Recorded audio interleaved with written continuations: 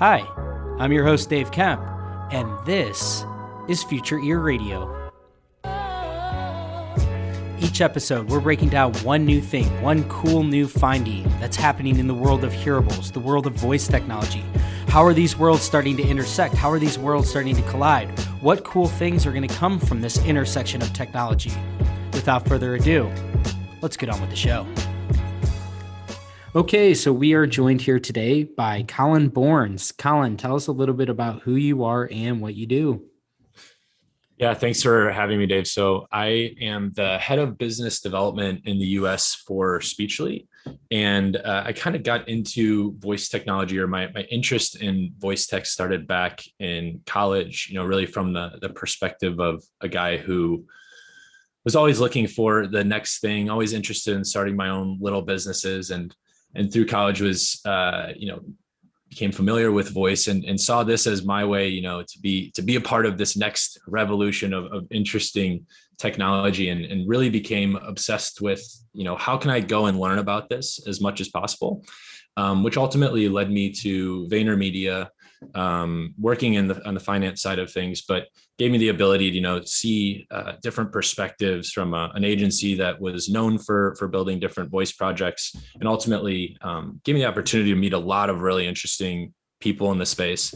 That ultimately led to doing some investing at a small venture fund called Voice Punch that's completely focused on the audio and voice tech space. So diligenced and looked at hundreds and hundreds of companies over my year and about a year and a half time with Mark and Cinta over at Voice Punch. And now I'm, like I said, at Speechly, where we help developers add voice interfaces to existing websites and mobile apps. Awesome, so really man. excited to chat about that. Yeah, no, it's great to be chatting again. Some of you that are listening might remember Collin from some of the different content projects that I was doing during the pandemic. We actually launched a newsletter, and we were doing a bunch of videos and all kinds of content together under the umbrella of Sonic Insights. So I've known Collin for a few years now, got to know him through the various voice conferences that we both attended. And, I think he's definitely one of the people I always look to kind of bounce ideas off of about what's going on in this space and kind of the evolution of it. He's just really, really knowledgeable, I think, about the overall trajectory of it. And so I wanted to have you on today because I've been, now that you're at Speechly, I really want to better understand this company. Kind of from what I've gathered, in the, offhand conversations that we've had, it sounds really interesting and sort of in a new direction that, I'm really curious to explore today throughout this conversation. So good to have you back here in the hot seat with me, talking all through this. So let's start with, this whole idea you had mentioned, kind of like the role that big tech played, I think initially here in the, let's call it these first formative years of the voice tech space. Can you kind of outline what you were describing to me as to the role that they played, why those, some of the benefits of that, but also maybe some of the ways that that's warped our thinking a little bit about this whole space? Yeah, for sure. So I think, as you alluded, big technology companies, specifically Amazon, and before that, obviously, Apple with Siri, I think that they reinvigorated, or starting with Siri, it really brought a lot of attention to, wow, we can talk to our technology. But there was this bar that was set really high with that announcement of that. And the user expectations that went with that, just quite frankly, were at such a level that I think it was missed at a point where, Siri became kind of a meme of not the greatest meme in the world of like, man, what is this thing really, really useful for? And then with Alexa and Amazon coming out, it really reinvigorated this conversation around voice technology. And quite frankly, I think just gave permission to like other communities, other businesses to, invest money into this space, invest time and resources into exploring, what does this voice technology do? However, it was from the perspective of, again, these smart speakers. And I think that led to, just as a constraint of the devices themselves, this approach to voice technology now that is completely from this paradigm of conversational experiences. So like you said, I don't think that we are at the point that we're at having this conversation today about where voice technology can go without Amazon coming back in 2015, I think it was, with the initial Alexa product. I don't think we're at this point without that. However, just because that happened doesn't mean that we shouldn't revisit all the different work that has been done and really try to understand where voice technology is best suited to be applied to different businesses. And so I think now we're at this point where you have to look outside of just voice assistants and smart speakers to, I think, get a better idea of where there can be just wider opportunities for other businesses to look at this voice technology. That's really well said. I think that you're right, because without having the critical mass that Amazon sort of pushed the ball down the hill, and then Google then hops on board, right? At one time, Cortana with Microsoft, and then Samsung with Viv, and then Bixby. And so I agree with you that I think that this whole space sort of did rally behind a company like Amazon that was uniquely suited, because I think that you needed to kind of almost have that consumer success that smart speakers had, that kind of surprised people. And it started to build a narrative of, this is a new modality, but this is at the core, I think, of where a lot of the confusion or a lot of the breakdown comes from is, it's really hard to even sort of quickly surmise what exactly does voice technology entail, because everybody sort of has a different description of it, right? It's conversational UI, it's our conversational AI, it's the voice user interface, it's all these different things, it's all these different devices. And I think that what's really interesting, and I want to now kind of like go into Speechly a little bit, is like this notion of really making voice largely accessible across the internet. I think that that's maybe where this is going, is like it's almost a layer to some degree of being able to be put on websites and mobile applications. So I know that's kind of in your all's wheelhouse. So can you just speak to maybe what really interested you initially with Speechly, and then like that just segue into the broader picture of what you guys are doing? Yeah, and maybe to better frame it, I don't want to jump away from like the voice assistants and smart speakers yet, because I think it provides good context to understand like what just voice technology, I guess, at a high level is good at, right? Yeah. Because again, we can't ignore that these are in a third of the homes in the U.S. and growing.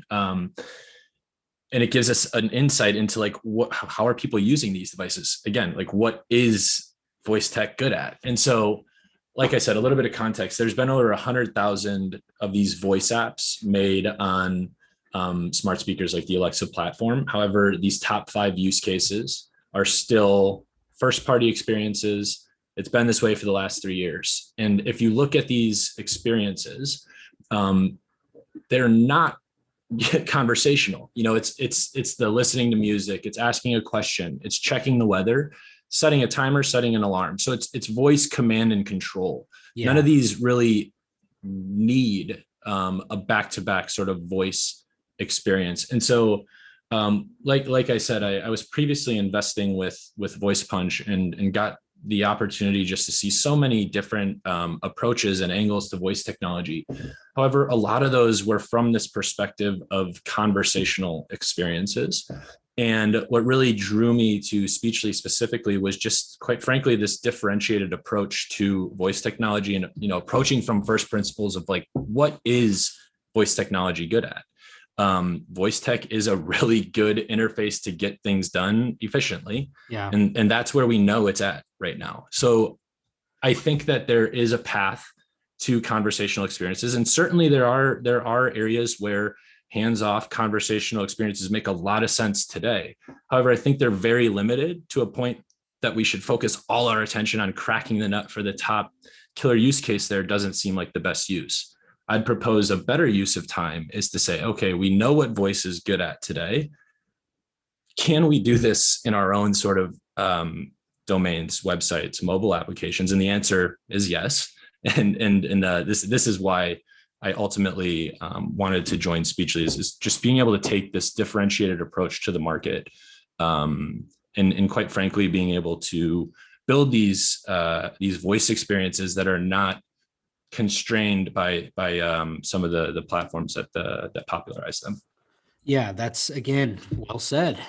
Because I think that, to your point, and it should be caveated that, like, I've had people on this podcast before of companies that are actually building really ambitious things on these platforms. Mhm. The guy, or like Ian and the group over at Bamboo Learning, and Yep. Matchbox with all the games and stuff like that. So it's not to say that there's not like this potential of building on these platforms. I think there is, but I agree with you that I always sort of think that this period that we're in is almost akin to like the pre-internet PC. Almost, it's like, or the internet before Google. It's just, think back to the way that we interacted with computers, like before a lot of the big breakthroughs, which enabled lots and lots of other things. Like, yeah, there were definitely applications and different things that were built throughout all these epochs, throughout computing history. But to your point, I think that, where a lot of the potential is re-examining what is the technology in its current state good at. And this is, I think, a really interesting thing to think through. In your opinion, at Speechly, what are some of these things? I think you mentioned those 5 use cases. Those are great, but build on this a little bit. Where's your mind at when it comes to this?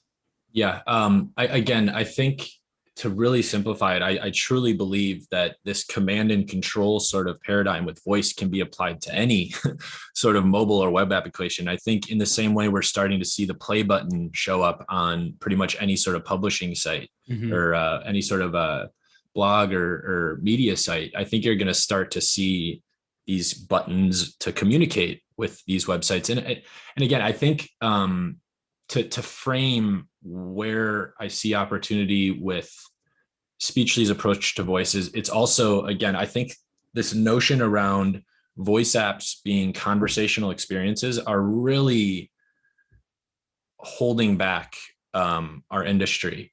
And so I think maybe it'd be helpful to kind of look at some of those. There are 2 big problems that I think are holding back some of the existing voice apps today. And it starts with the turn-based experience. And again, this is not turn-based from the perspective of input in, input out, and just like the fact that you're having a conversation, but I'm talking at the technology level of a voice assistant. They're unable to understand the user until after they've finished talking. So this is a result of, again, how they handle a user speech in some sequential manner. So it goes from transforming speech to text, then that text is given some sort of meaning, then that meaning is giving some sort of action, and that action is then given some sort of feedback to the user through text to speech, right? And so you have inherently this experience that is turn-based, Mm-hmm. and leads to a lot of friction for the user because they have no clue they're being understood until, they finish their whole sentence. Right. This is why we see these like really short utterances that are successful on voice assistants, because you don't want to say a 10-second long thing and have no clue if it's listening to you or understanding you, right? Right. So there's a constraint there. And then there's also this notion, like I said, around voice apps needing to be conversational experiences. And so I just don't think that if again, using those top 5 use cases as a reference for smart speakers, you can clearly see that users find value from voice and just being a really efficient way to get a task done. And so taking that mindset, not this idea that I'm going to build a conversational like flow back and forth, but taking that mindset of voice is good at getting these tasks done efficiently, and then applying that framework to your business and going in from that mindset, as opposed to this mindset of what sort of conversation can I build, I think is a lot more or will lead to a lot better results for people that are exploring voice technology. And like you said, the platforms themselves, you mentioned 2 different sort of entertainment use cases. And I think that's one of the things that will play out on those platforms actually is entertainment. It makes sense. But again, some of these more utility based activities that could be done for consumers or professional users alike, people in a warehouse, for example. These things can be applied and lead to actual utility, as opposed to just kind of imagining where this conversational technology might go. Yeah, no, I agree with you because I think that again, it comes back to like the current state. And I think that in the same way, again, that, over the course of time, more breakthroughs enable different types of functionality. So a lot of these very aspirational ideas very well may exist in the future. But I agree, like, I think it's important to really focus on the here and now, because I think there's a lot of interesting use cases that are, like you said, I mean, I think the name of the game with a lot of these things is speed. So I've had a lot of conversations about why that's at the root of why I think media is such an interesting use case. Because again, it's like, if you have to really kind of search and dig to get what you're looking for, that ability to just issue an input and be able to quickly gather whatever sort of content from the archive, that makes sense to me. Like, that seems like that's significantly better than the incumbent method. But there's a lot of little things like that exist out there. So maybe let's start with websites in general. Kind of like, what are some of the things that you think are, not to use the cliche, but like low hanging fruit? Like, what are some of those really obvious things in your opinion where it's like, that's a really easy thing that you could layer voice onto? Yeah. So I think command and control, like I said, in like an e-com setting. And we have a good demo of this on our website that we have that can show this. But you mentioned this interesting point. I know you keep asking questions and I like to take a step back, but you mentioned this focus on like the speed of the solution, right?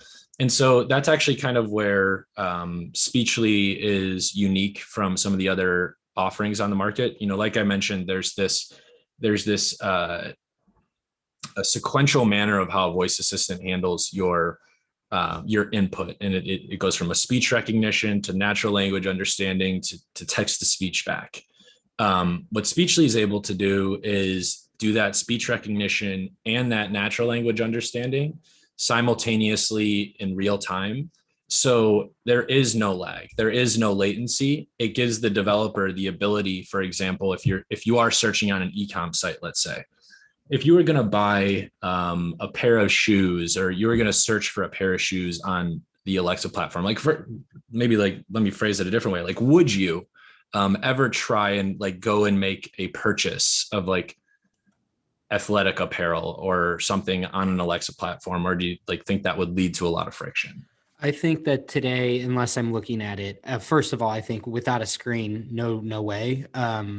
I think that I've said this before. I think that multimodal is ultimately going to maybe be part of the catalyst to voice commerce, because I think you need to see. I just don't think that buyers at large will buy things without really being able to look and almost really be confident in what they're buying.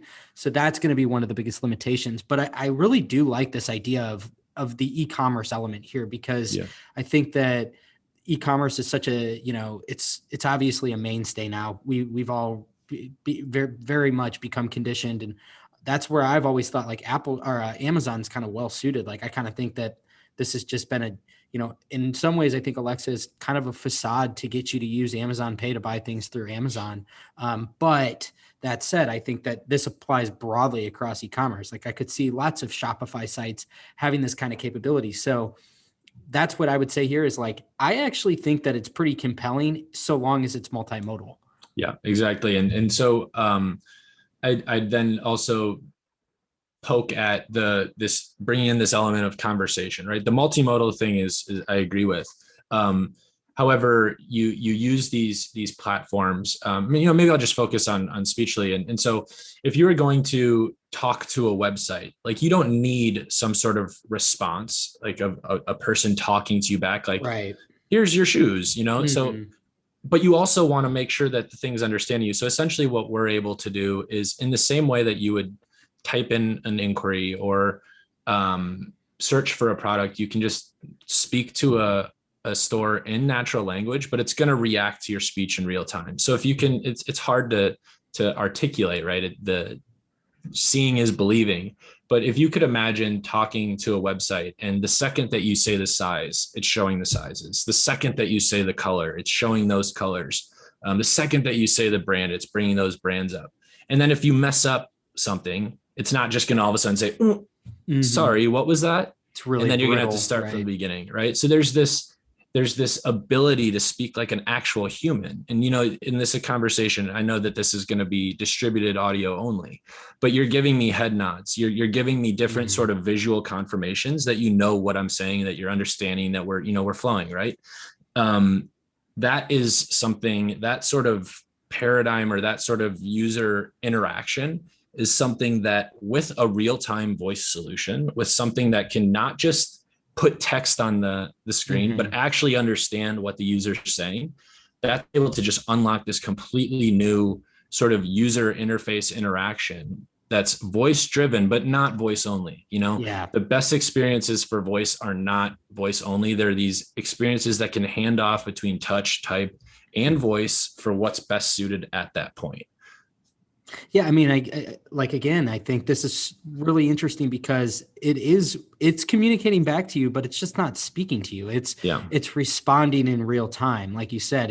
And again, I think this is part of the sweet spot is, a lot of what you're doing when you're shopping is you're refining your search. You're just I'm a size 9.5 shoe. I want shoes that are white. I want Nikes. It's like, so you're just going down the line of all the different parameters, but Mhm. being able to in real time adjust that by conversating with the computer or your phone. That was the vision I was sold on, Yeah. initially. And so I agree with you where this seems to be, and it's like, I'm not pointing fingers at any one person or any company or anything like that. I just think it's like the natural evolution of a new technology is you end up getting lost in the weeds at certain times because you get excited and then the minutia like just kind of captures you. And so I agree where it's like, I think that we over made things too complex when I think a lot of the killer, quote unquote, killer use cases was just that, this ability to like conversate with your technology, not necessarily mean that you have to like have a actual conversation. Yeah. No, I think you're hitting the nail on the head. Yeah, no, I agree with you. Okay, so e-commerce, that's obviously a big one. Let's go another direction with this. We can go into mobile apps or something like that too, but I'm just curious, like continuing this thread of discussion, where else can you, whether it's Speechly or kind of like what you're all driving toward, what are other examples where you see this fitting in well? Yeah, actually, I just had a thought with that last piece before that I want to touch on. I've again, I'm saying like command and control is where I believe we're at today. Like I don't think that, or I do think that in the years ahead, who knows? I can't put on my Nostradamus hat and predict the future, but I do think we see a future where there's more conversational experiences, right? But you Yeah. have to plant the seed. You have to Yeah. walk users to that point. Just go to any of like these voice industry events and ask people what they use their voice assistants for. And we're talking about people that are at the core of addicted to this stuff. And I'm telling you, it's all command and control. So if the early evangelists, the people, the diehard users of this are still using it for the simple command and control, like why wouldn't we just apply this to other aspects of our business to plant the seed and then have our users take us where this goes? I think there is a place for these conversations, especially if you plant and train a user on how they're supposed to interact with like different tasks over time. Yeah, that if you're so comfortable with something, that could become conversational.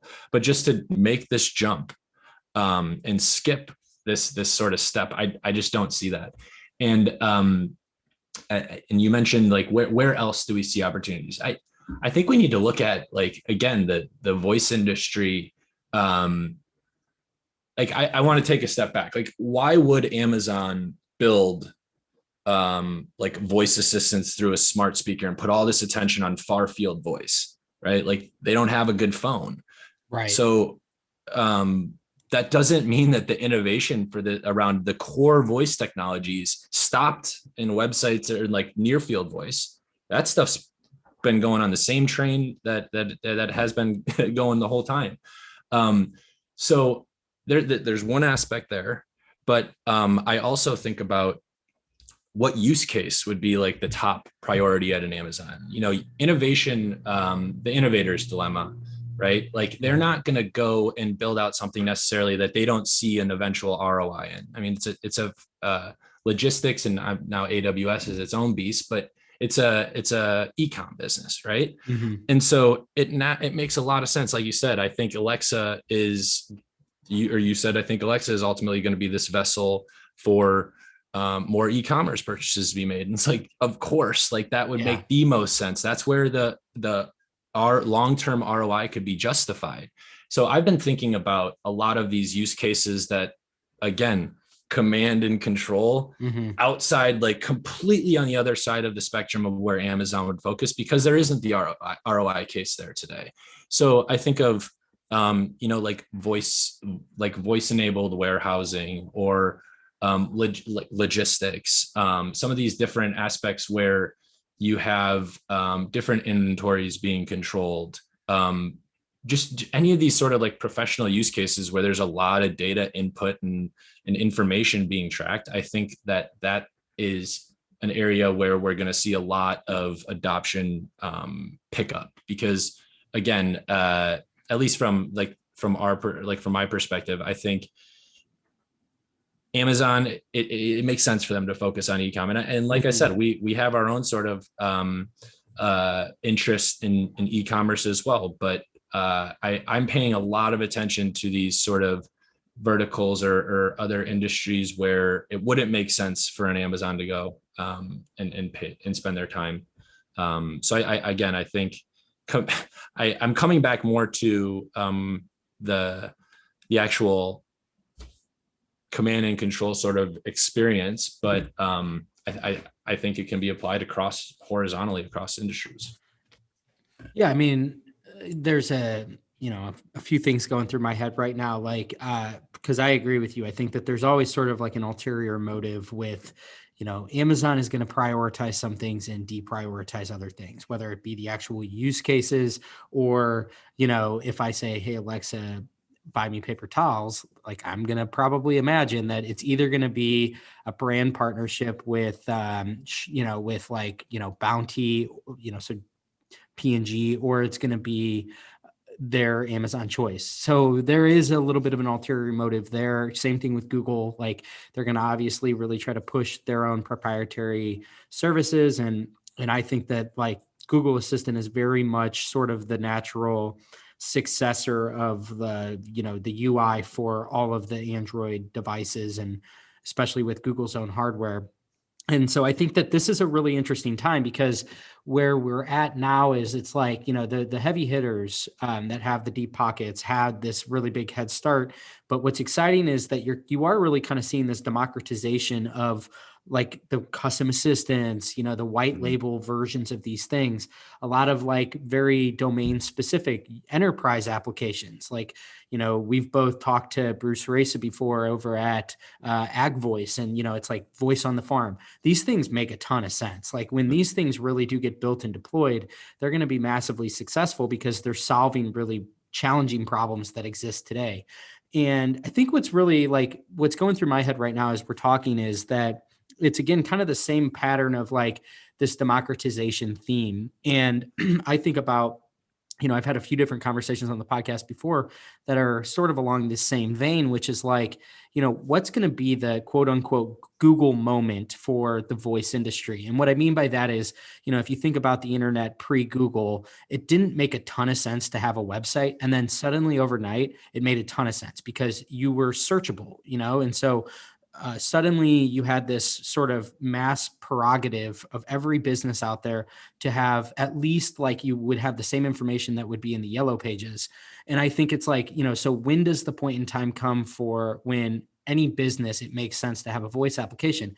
And everything that you're saying, this command and control, that might be the moment where if this becomes easily enabled onto any website. Like I'm thinking about my business at Oak Tree Products, just being able to search. We have a catalog of 4,000 products, and there's a lot of like variations of things, so you have one parent product and then you have like 10 sizes in different little obscure variations. So again, if it were really easy to search our website through a voice plugin, if you will, those are the kinds of things that I think will change the whole landscape on this. Because for a long time, I feel like as two people that have been in this voice industry for a while and kind of in this like network, we've heard a lot about like, you need to have a voice strategy. You need to like really be thinking hard about what voice entails. And I think that makes sense for enterprise size companies that have budgets that can allocate to this. But when you think about like SMBs, there's not a lot of really concrete ways that you can set yourself up well. Like there's some best practices to make sure that you appear on voice searches and stuff like that. But these are those catalyst moments, I think, where if once that type of technology proliferates to where you have something like a Speechly that's an API plugin that you can like just feed into all these different websites, and suddenly you turn on that functionality for any and everybody for whatever kind of website or business they're in. That's that game-changing moment, I think, that is maybe going to be akin to what I was just referring to as like the Google moment.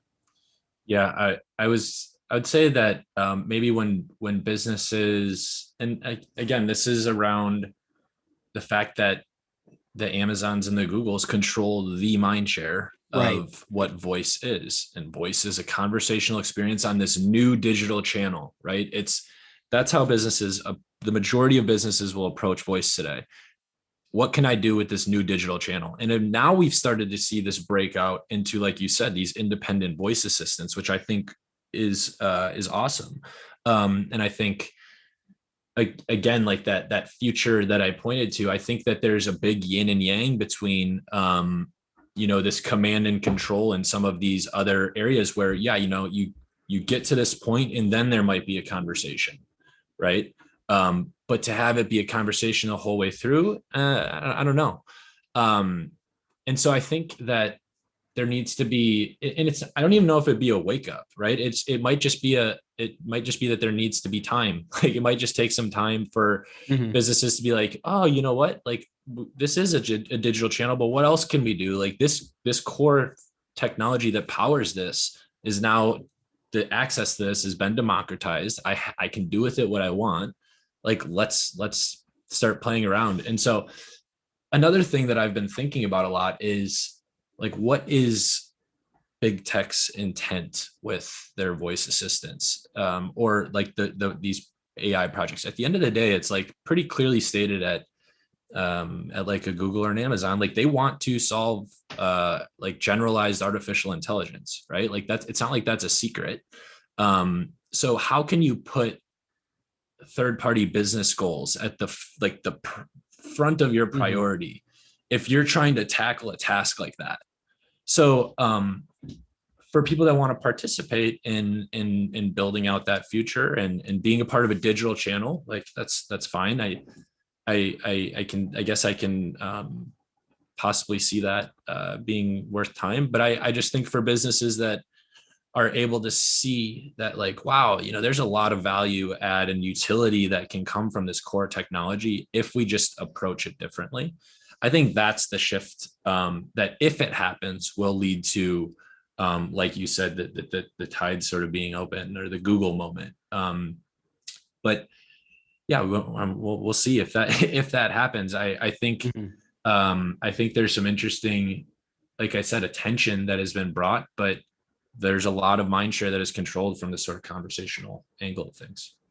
Yeah, no, I agree with you. I think that, again, time will tell, but I do think that we're at this interesting moment now where it's been around long enough to where I think there's been a lot of the sort of like the infrastructure opportunities have percolated long enough to where I think they are starting to really kind of blossom. And like obviously with your company, I think Speechly is a really good example of this, where again, it's this idea where, if it's as simple as like, working with you all to plug in an API, and you have this API that's just killer because you have, like you said, you have the ASR and the NLU sort of like simultaneously being processed at once.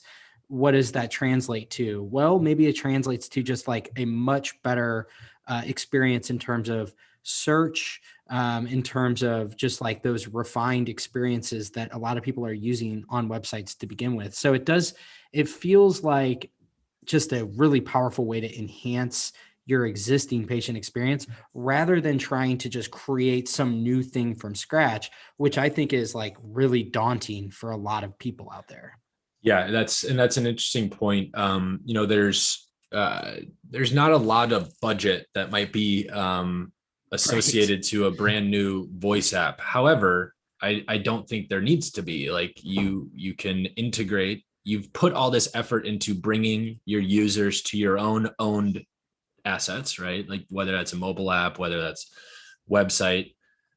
So why would you want to push them somewhere else once you've put in all those dollars and effort to get them there? Is a good question. And so I think just, again, it comes back to this thinking of what can I do internally?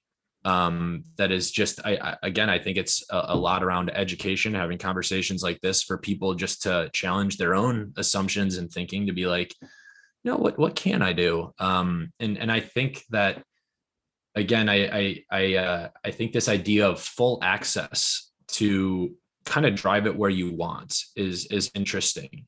And planting the seed with your own users, getting a different level of understanding of what your users are doing. We're not a data company. We don't care about data, like the users' data. Like we just care about making the best interface with voice, right? So it puts the business's actual interests at the front.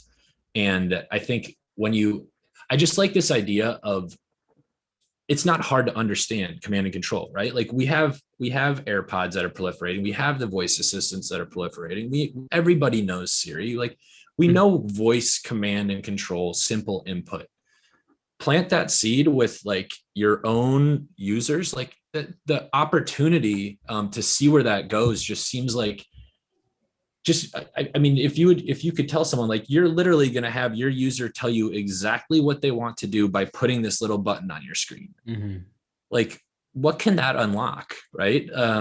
That's super interesting. But I would rather own that sort of user journey, or that user experience journey, plant the seed early on with that command and control and see where it takes you. Like we're not going to be able to predict where this stuff is going to go. Like, if you look at GPS market outlook, or like when I'm blanking on the term, but like the predicted value that it was going to bring in when it was first sort of announced, it was like this is going to be like a $200 billion market. And now what is it? Like billions of dollars, like a day. Yeah. That's generated from GPS. Like it's so hard to, like, once this stuff gets out of the box, to see where it's going to go. Right. So I like this idea of, I know I'm saying things, but it's just driving home this point of like, what is voice good at today? Get that into the hands of your users in your own domains as soon as possible, and then iterate.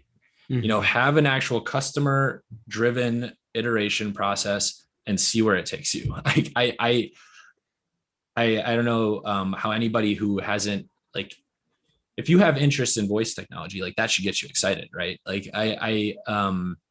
there's a lot of people that like to pontificate and talk about this space, right? But there's also a lot of people that are actually building and have hit the walls with what some of the existing or legacy technologies can enable. So getting that full access should, I think, be exciting. Yeah, I agree. And, here we are. I still remember the first one of these voice conferences that I went to back in, I think it was like January of 2018, back when Project Voice was the Alexa conference. All of the focus then was around far field features and building for smart speakers, because at the time that was what was, that's what existed. Right. And like, I don't even know if there might've been like the first version of the Echo Show had just been released, but multimodal wasn't really much of a theme quite yet. And point is that I think that it's going to be a progression. I think that, we can kind of like simultaneously hold the thought in our mind that voice is going to ultimately be sort of its own independent ecosystem. And, I don't know what that will look like. I don't know if it's going to be the duopoly of Amazon and Google and those ecosystems. But I think that the way that it is now is that, yes, it's sort of this percolating in its infancy ecosystem, but it's also a feature. And I think that the feature is ready. And I think that, it's ready to be layered onto the web. It's ready to be layered onto these mobile applications. So as we, kind of like come full circle here, is that kind of how you're thinking about this too? Yeah. So I think how I like to look at maybe like the voice space is you have these general assistants that were started with Siri, brought in all this attention to voice early 2010-ish, right?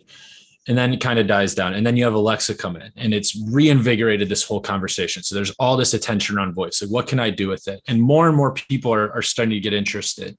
And I think this has led to people starting to realize different constraints with the existing sort of voice assistant platforms or some of the endpoints like with smart speakers. And so I think that's led to this natural progression of like, okay, I want this voice assistant thing, but I want it in my own domain. So now you're seeing these independent voice assistants, still voice assistants though. So you're seeing like your Razas of the world and like mobile and web, which I think is a very positive step in the right direction. But like you said about like this voice feature being ready, I would argue there's this third bucket of using just voice as an interface in the existing domains where we know that the voice control feature is very, very beneficial for creating an efficient user experience. So I think just approaching voice from that sort of three-pronged approach and being able to look at your own self and your own company and better assess, where is the best opportunity for me, rather than going from the angle of like general voice assistant, independent voice assistant, and then voice as an interface as like your sort of steps of like assessing where my best opportunity for voice is. I'd say the best opportunity is actually to flip that script, right? So start with voice, command and control, voice as an interface in your existing domains. Then maybe you can explore these independent voice assistants or more general voice platforms like your Google Assistants or your Alexas of the world. And even think about the opportunity that gives you. I think I might have mentioned this earlier, but being able to control and have access to this, at the end of the day, voice as an interface is a completely new user behavior with our technology. So there's some learning that's going to come with that to understand how your users are actually engaging with your brand or your experience. And I feel like that education for a company or a brand is invaluable. I mean, it's just so important to understand that when you're building a brand new behavior. And I think doing it that sort of step of looking at voice as an interface first in your own domains is just a really good first step to be able to really understand your customer, right? I absolutely love that. I think that you're pretty spot on there, because I like that progression too of start as kind of like the voice user interface and think there as, okay. And you said something earlier in the conversation about it being kind of like a button, like you create a button and then it's like, who knows what's going to happen with that. And I actually saw not long ago, there was an article on VoiceBot and it was talking about Bank of America's voice assistant. And, what's interesting about that is it saw a huge uptake in the pandemic. It's been around for like 3 years. And yes, a large part of that is because a lot of people are communicating with their bank online now, as opposed to in person.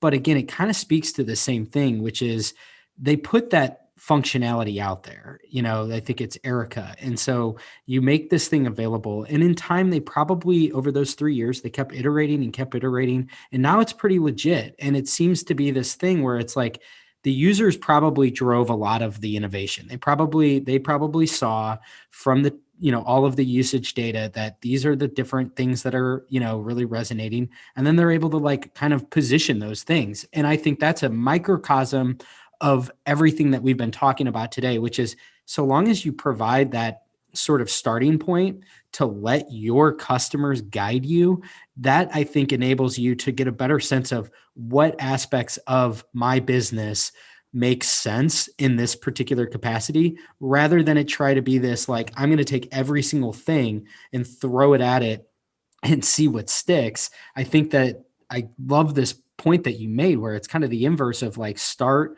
very, very basic and make it something where it's just you can engage with the brand or the company or whatever it is online through your voice. It doesn't necessarily have to be conversational as much as it's just able to receive that input and it has some type of output. Whether or not that's voice, I think is maybe a little moot right now.